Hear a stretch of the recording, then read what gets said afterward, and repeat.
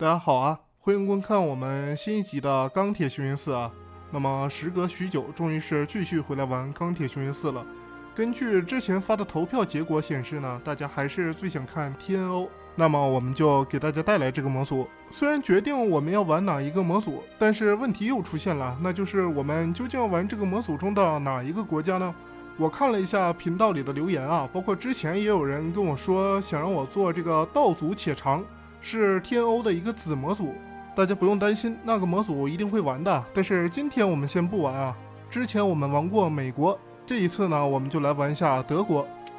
第一次世界大战的失败令德国严重受挫，但自30年代起，在阿道夫·希特勒的带领下，德国再次崭露头角。由于盟军的失败，第二次世界大战以德国的彻底胜利而告终。德国人现在统治着世界上最强大的帝国，但是尽管取得了胜利，德国的控制力依然很脆弱。经济崩溃已经使德国深陷泥潭长达10年之久。为德国人提供食物的永远是大规模的奴隶，德国民众因此开始了抗议。这个国家现在陷入了一系列学生抗议和德意志银行的密谋暗算之中。好的，那么我们现在也是进入了1962年1月1日的德国大日耳曼国。谈到阿道夫·希特勒，德国的元首兼总理，19国至高无上的暴君，世界之都日耳曼尼亚的建筑师，国防军的最高指挥官，德国民族社会主义工人党党首，时代周刊1938、1946和1961年年度风云人物。这个人的时候应该从哪里开始说起呢？他出身贫寒，是一位奥地利旅店老板的儿子，曾在慕尼黑和维也纳求学，在第一次世界大战时服役于德国陆军，并被授予勋章。没人能否认他的政治生涯扶摇直上，就算是啤酒馆暴动这样的挫折，也只是让他离自己的野心更近了一步。他以暴力和政治作秀并举，把共产党和民主派赶出国会，成功登上了德国的权力巅峰。在他的领导下，德国挣脱了凡尔赛条约的枷锁，建立起一支令人闻风丧胆的军队，让欧洲其他国家屈服于他的淫威之下。从大西洋到黑海，万字旗高高飘扬。在他的领导下，德国建立的日耳曼尼亚这样的伟大工程，他也精心监视着，把欧洲不受欢迎的人残酷灭绝，投入火海。但这位全德意志，从乌拉尔直到比利牛斯山的全欧洲主宰，也难逃岁月的摧残。那曾经能够让人群鼎沸的呼声，现在也只剩下尖锐的细语，精密的钢铁意志也已经布满锈痕。他正用那一双曾经写下我的奋斗的双手，颤抖不止地为他那幅水彩画画上最后一笔，上面描绘的则是那些正从他记忆中缓慢褪色的早已逝去的面孔。亚历山大和拿破仑之后最伟大的征服者，现在已经成了一个衰弱的老人。1962年，他已经73岁高龄了。已经有人开始大胆地宣称他将不久于人世。而令全世界感到恐惧的是，一旦元首的丧钟敲响，战争的熊熊烈火就将再次燃遍整个欧洲。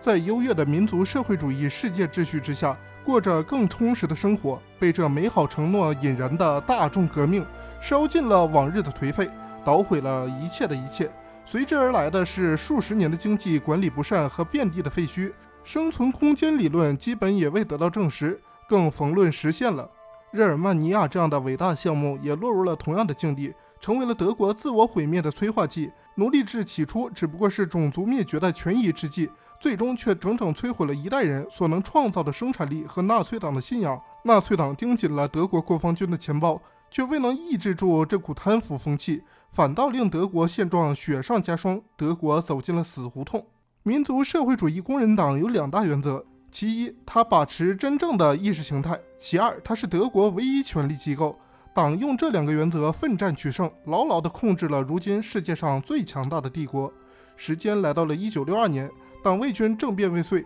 经济崩溃，西俄战争以及纳粹党屡次的失败，几乎毁掉了他们作为世界唯一强国的形象。如今猖獗的宗派主义正在烧毁唯一的意识形态，这一切都要归功于阿道夫·希特勒自鸣得意的引导，以及德国人民的激烈分歧。面对犹太资本旧秩序，在多年血流成河、不死不休的战斗和牺牲之后，德国迎来了最终胜利。随着胜利的到来，以民族社会主义为唯一真理的新秩序莅临德国，崭新的生活等待着德国人。那是在东方定居的生活，那是使命达成后的生活。东方总计划停滞不前，进一步玷污了纳粹党苦苦坚持的其作为德国唯一正当的思想的图景。德国人民却如同纳粹党领导层一样，政治倾向严重分裂，但却有一点共同之处，对前途充满恐惧。第二次世界大战期间，德国国防军受天命引导，宛如一股不可阻挡的浪潮，最终席卷了欧洲。劣等的人种被征服，日耳曼民族登上了最高贵的王座，德国光复了他的合法领土，一时间似乎没有什么能阻止德国战神的脚步。然而好景不长，腐败侵蚀了曾经坚守荣耀的国防军。如果不是侥幸剩下了几个聪明人，德国早在西俄战争期间就一触即溃了。德国在敌境的狂轰滥炸和无止境的征兵行动无不证明这一点。他竭尽全力地挽留战神的脚步，但却又束手无策。战神早已远离德国，奔向另一侧了。在简单的看了一下我们国家的现状之后，是时候来选择一个国策了。首先，我们只能选择登月之人。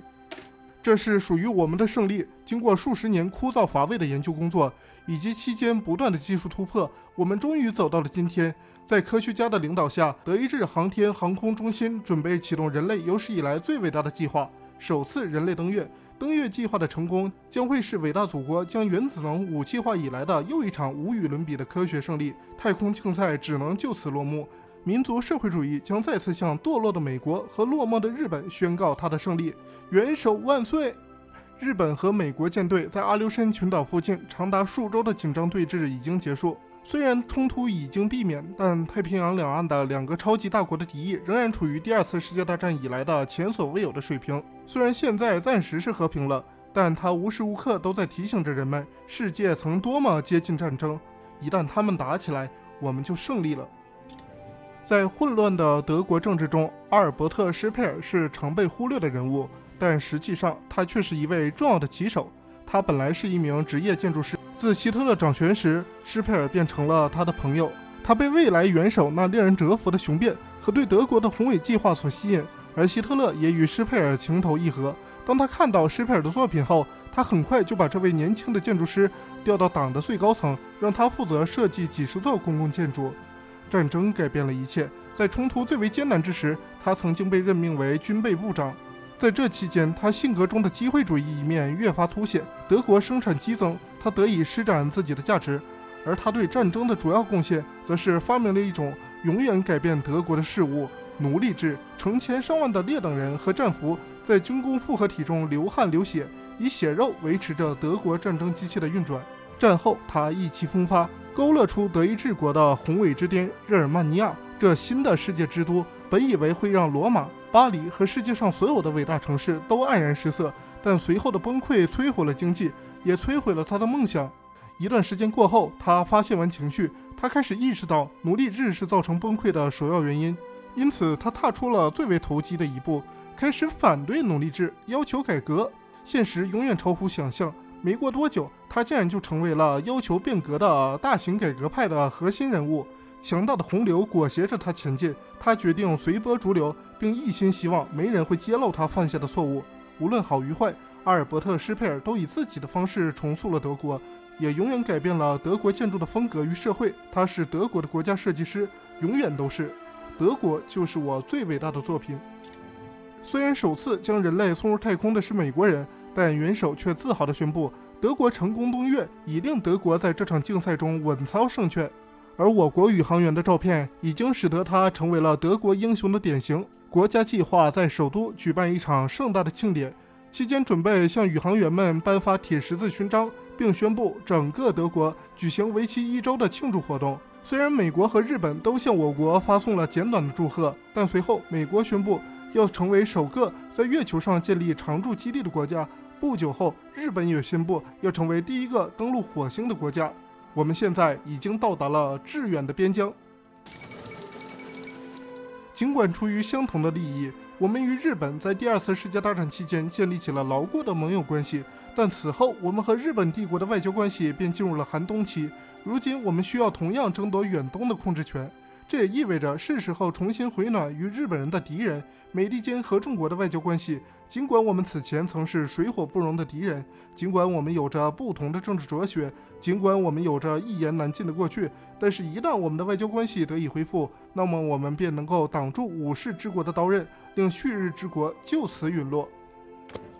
1962年1月25日，当德国人还在庆祝他们在太空竞赛的胜利时，整个首都都被一件事情震惊了。一名日本刺客潜入了元首办公室，并企图行刺元首。如果不是一名保镖恰巧在此时进入了办公室，元首恐怕就要死于非命了。但元首也中了一枪。万幸的是，元首经过急救已经无大碍。与此同时，他遇刺的消息也泄露了出去，全国陷入了群龙无首的混乱，局势仍然在恶化。国防军和党卫军部队各自收到了零星命令，调遣他们占领城市并维持秩序。而当这两支部队和国家安全局遭遇后，都互相命令对方退后，由此三方僵持了大约36小时，一场战争险些爆发。危急关头，元首从昏迷中恢复，并亲自下令所有武装部队立刻返回军营。然而流血事件似乎无法避免，混乱中几名隶属于不同派别的军官遭到暗杀。海因里希·希姆莱谴责了这次混乱，宣称如果德国没有沉溺于享乐主义的话，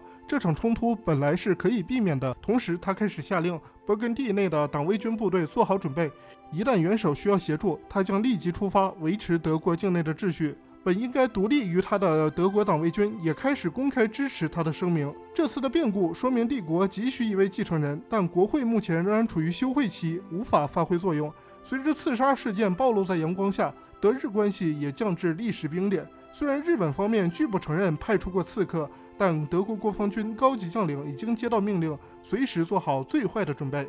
我们的伤疤暴露给了全世界。今天20世纪最重要的历史事件即将发生，全世界都屏息以待，准备见证这一刻。近1周前，元首疑似遭日本刺客刺杀未遂，而今天元首准备发表全国电视讲话。此次事件表明，德国迫切需要指定一名继承人。这些天，人们猜测大概会有4名候选人可能成为下一任德国元首，分别是马丁·鲍曼，他是一位职业政客，作为党的领导人，他的意识形态相当保守，被人们认为是最有可能的候选人。同样被寄予厚望的还有军国派领袖赫尔曼·格林，他广受全国人民的爱戴。如果说希特勒是德国的父亲，那他就是德国的叔叔。另一个被提到的名字是阿尔伯特·施佩尔，他是元首的密友之一，提倡对德国进行大刀阔斧的改革。最后甚至有人提到了莱因哈德·海德里希。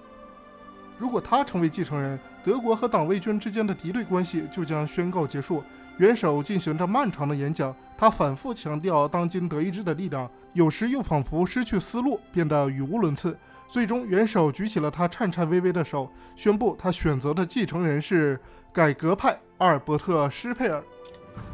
元首宣布国家经济部长阿尔伯特·施佩尔成为他的继任者，这一决定在公众中引起了轩然大波，舆论立场随之一分为二。一些人质疑他作为一名元首是否有足够的能力，而另一些人则对祖国即将到来的改革兴奋不已。我们必须承认，这是一个极具争议的选择。而施佩尔由于他激进的改革派立场，与国家其他的统治精英产生了不可消除的隔阂。他希望借由改革扫除一切祖国的障碍，并走向繁荣和富裕。尽管他与元首的私人关系很好，但未来对于这位日耳曼尼亚的建筑师而言，依旧是未知数。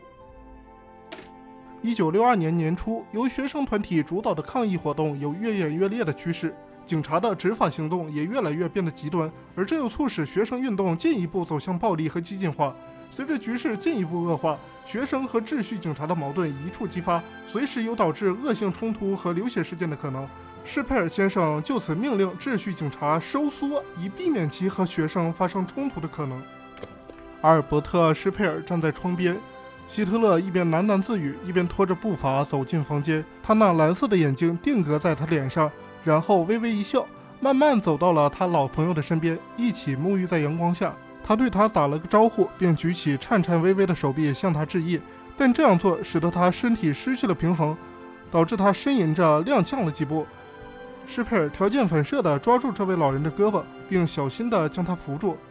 元首万岁！他苦笑着说：“你得注意点，阿道夫，我可不想因为看到你因为一个笑话就倒下。我是来感谢你选择我当接班人的。”他的语气开始变得严肃了起来。我想让德意志国屹立1000年，但在此之前，我们必须对我们的政策做出重大改变。格林把我称为激进分子，好像他的信念就多坚定似的。只要可以给他带来一大堆奖章和花俏的新装备，他甚至会在他的内阁布满犹太人。至于鲍曼那个秃顶的小滑头，希特勒突然脸都气得变形了起来，这两个贪得无厌的家伙根本不懂得我这条老命有多重要。他用狂热的目光看着他的经济部长，我就是德国，德国就是我，如果我死了，德国的敌人就会扑上来把我们吃掉。他的喉咙里爆发出一阵刺耳的咳嗽，导致他浑身颤抖。他用力地抓住他的肩膀，脸一下子变得通红，门被猛地撞开，一群元首的贴身侍卫走进了房间。元首的贴身侍卫在他反应过来之前把元首带走了，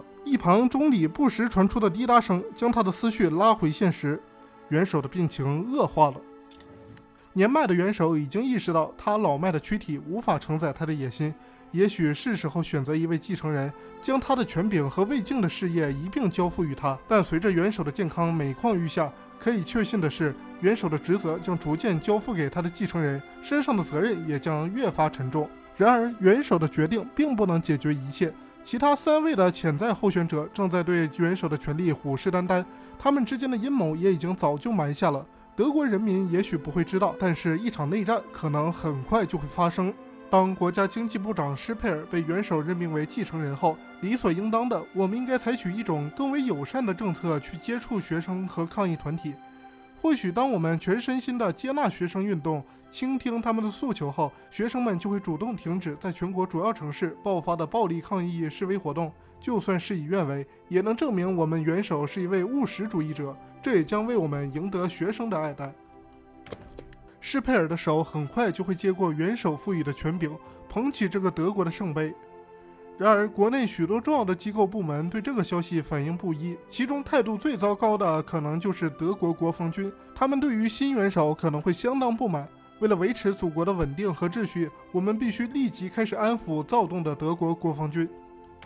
从我完成了安抚军队的国策之后，本来游戏的录像是一直顺利进行的，但是到了新型战争这里，突然就崩掉了。我已经尽力抢救录像了，但是最多也就到刚刚那里。简单的说一下，就是我们在尝试安抚美国人，开始改革我们的经济，并且在军中寻找我们的同志。在国际社会上，我们支持的多米尼加共和国政府打赢了由美国支持的军队。在非洲，法属马达加斯加已经崩溃了，日本和美国都想掌握这片地区。我们不仅要想办法排除美国和日本的影响，还要尝试把这一块殖民地拿在我们自己手里。根据施佩尔的改革方案，当前我们需要在国内进行一定程度的经济改革。施佩尔先生对于国内目前的经济状况有所不满，认为它不仅过于脆弱，更对每个德国人都不公平。随着改革的推进，希望在他的领导下，德国能快速恢复经济的稳定和灵活。哎呦，之前那么多国策的描述都没有录进去啊，我实在是没有精力再念一遍了，只能是简单的介绍一下，然后把之后的这些国策给念好啊。希望这个录像不要再崩掉了，真的是啊，前1秒钟还一切正常，后1秒钟自动就关闭了，还好抢救回来一点。德国目前正在遭受我们的对手美国和日本的双重禁运，但是由于我们也同样禁运了数个有潜力的国家，因此我们也不能说自己就一清二白，可以说正是我们自己掐住了德国国际贸易的咽喉，这也给我们的经济造成了不必要的压力。为了最终成功进行经济改革，我们必须着手先解除针对竞争对手的贸易禁运，并鼓励整个德国境内的自由贸易。施佩尔对德国经济现状不满的另一个原因是德国国防军对工业体系庞大的影响力。军用工业在整个经济体系中占了很大一部分，而德国庞大的军事规模又消耗巨大的工业资源，大量的工业基地不得不用于维持部队的正常供给。因此，施佩尔决定削减军备生产规模，以改善德国的经济现状。目前看来，德国短期内不太可能陷入一场大型武装冲突。施佩尔一直坚信，随着改革派经济政策的逐步推广，德国将从谷底逐渐恢复。然而最近几周局势却每况愈下，他开始意识到，按照现在的改革步骤，事情在好起来之前，一切便就无法挽回了。德国完成经济改革还需要更多的时间，但显然我们现在所做的这一切远远不够，而我们所剩的时间已经寥寥无几。比如说，大家快看进度条，视频马上就要结束了，因为游戏之前崩溃过一次，损失了很多的片段，所以我觉得现在我们既然选择了最后一个国策，我们就马上在这里停下来啊。虽然德国面临着一定的困难和挑战，但相信只要新元首发起进攻，一切都会好起来的。那么我们之后又会发生什么样的故事呢？我们就下集再说。这集先这样。如果你喜欢这个视频的话呢，不妨点个赞啊，再订个阅啊，这样就可以第一时间收看到我最新的视频影片了。那么我们今天这集就到这里了，大家再见。